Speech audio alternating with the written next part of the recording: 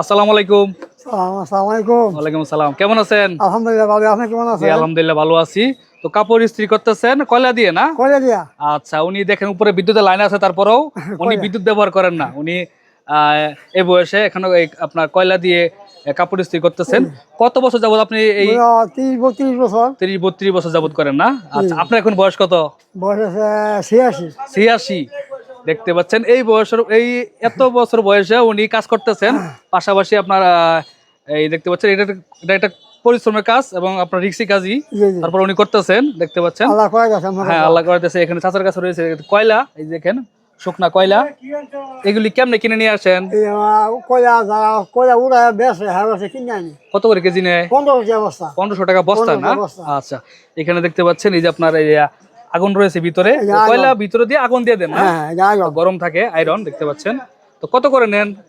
10 টাকা করে। 10 টাকা করে জি। কাপড়। আচ্ছা, ঠিক আছে। তো কয়টার দিকে আসেন এখানে বাজারের দিন? মনে করে দুইটা তোমার সবাই আচ্ছা, আবার রাত 9-10 সবাই যাই। আচ্ছা, ঠিক আছে।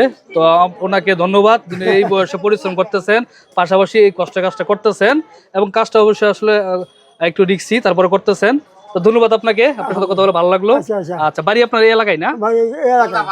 গোয়ালদাপাড়া। আচ্ছা, ঠিক আছে। আচ্ছা, আচ্ছা। তো এইখানে চাচারা রয়েছেন আরো। আসসালামু আলাইকুম। আচ্ছা, আপনার বাড়ি কোথায়? নয়াপাড়া। নয়াপাড়া না? আচ্ছা, কাপড় টাপড় ওনার কাছে আসলে ইস্ত্রি করেন নাকি? হ্যাঁ, কাপড় আচ্ছা, ইস্ত্রি করে। ঠিক আছে। তো এই বয়সের কাজ করতেছেন কেমন? এত বয়সে কাজ করার কথা না তো এরকম লোক। আল্লাহ করাইতেছে। আল্লাহ আচ্ছা, করে। ঠিক আছে। তো আসলে হ্যাঁ সম্ভব না।